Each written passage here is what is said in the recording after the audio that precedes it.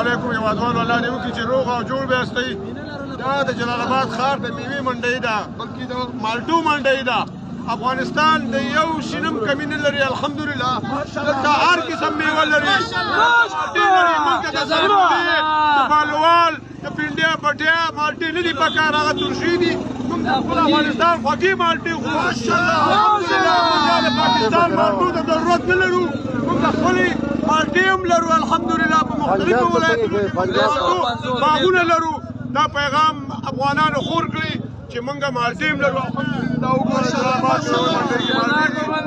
ارې تکبیر! خوږې مالټې دي. تکبیر! زنده باد افغانستان!